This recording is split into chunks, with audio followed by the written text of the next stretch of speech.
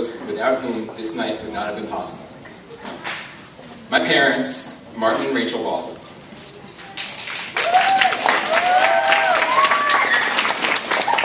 Unfortunately, for reasons beyond our control, my mom could not be here tonight.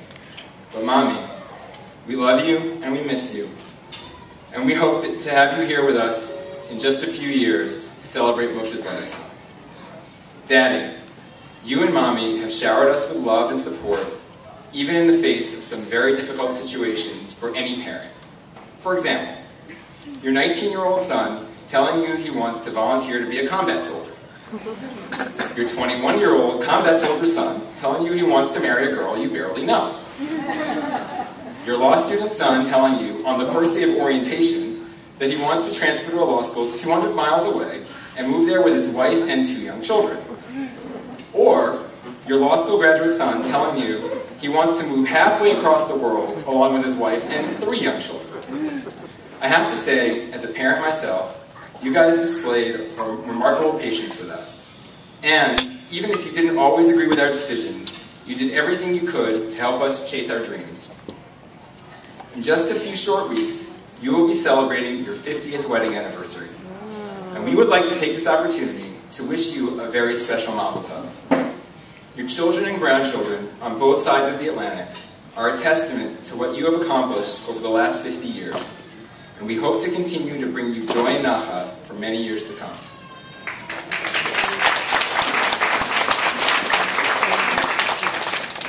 Lisa's parents, Zina and Jeffrey Cullen. Saba and Savta.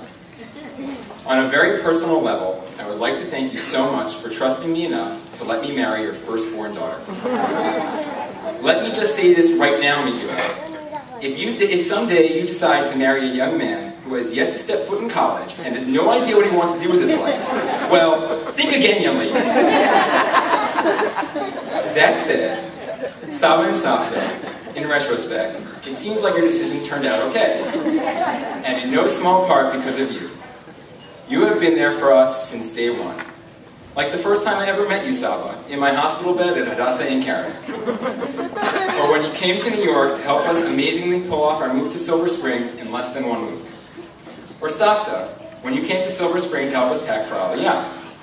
Or when you guys volunteered to, literally, put a roof over our heads until we could do so for ourselves after moving to Hashmonaim. Knowing that you'll always be there for us, no matter the reason, no matter the inconvenience, no matter the sacrifice, is a tremendous feeling, and we can't thank you enough for that. We can't wait for you to join us here in Hashmonaim all year round, so our children can experience your generosity and kindness on a regular basis. Say, every Saturday night while Lisa and I go out. Moshe, Michali, Mirav, and Mital. Given the fact that Yima has been a little preoccupied with planning this event these last few months, all of you have been very patient and understanding. Oh, wait. That's what I would have said if I lived in the parallel universe with the angelic twins of my children. But really, guys, I know that you're just concerned about Yima getting bored, so you like to make things a little more interesting. There's nothing wrong with that. In all seriousness, if you felt at all neglected during the last little while, we apologize and we want you to know that we love you so much.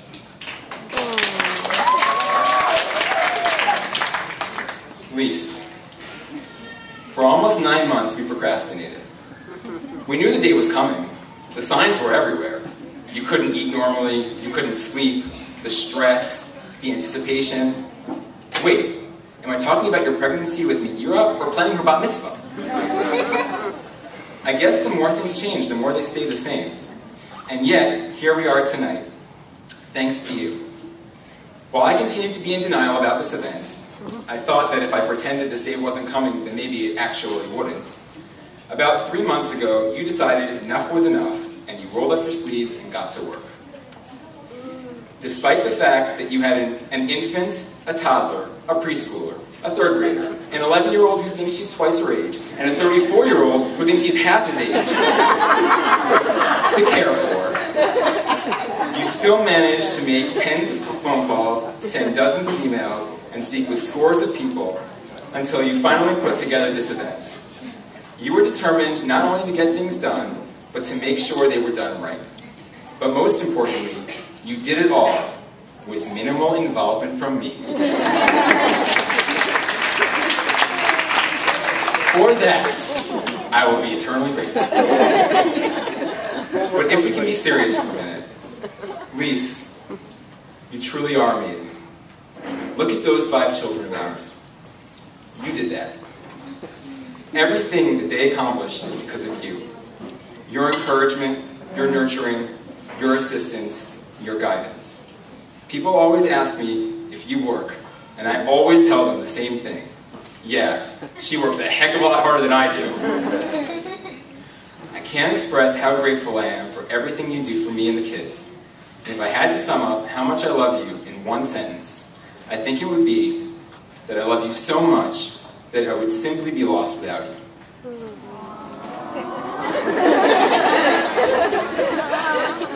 I knew that would work in an Arab machine.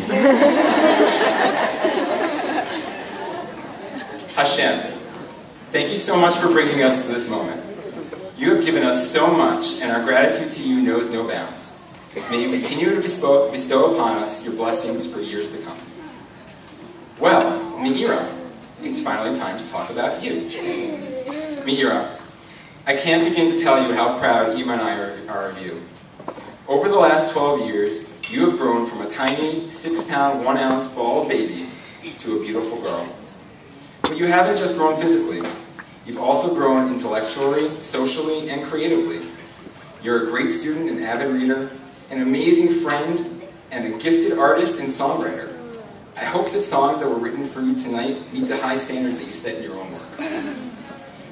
You're also a great big sister and a big help to Ima.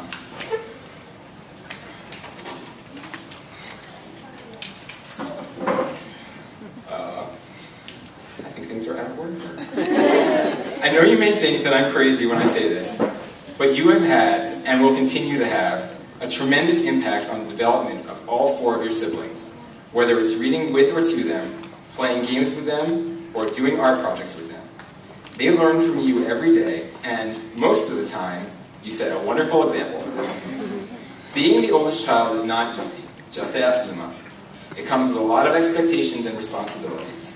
Yet, if there is anyone who is up to this challenge, I think it's you. Over the last year, I have seen firsthand just what you are capable of. As you mentioned a few minutes ago, I had the pleasure of learning Masechet Brachot with you over the last year. When I first suggested that we learn Masechet Brachot, I anticipated that if we learned for a couple of hours every Shabbat, we would certainly finish in time for your Bar Mitzvah. However, as time passed and it became clear that the task at hand was much greater than I had expected, instead of giving up, you gave everything you had to ensure that we would finish on time. You sacrificed almost your entire Shabbat afternoon every week instead of hanging out with your friends or relaxing on your one day off from school. Your dedication and drive were inspiring to me and just proved to me that you are capable of doing anything you want to do, so long as you put your mind to it. That's a good reminder for you as you embark on the challenges that await you in the next stage of your life. So always remember that you are capable of great things and never sell yourself short. While I still have your attention, which is rare, I also want to touch upon an important lesson that we learned from Masechet Brachot.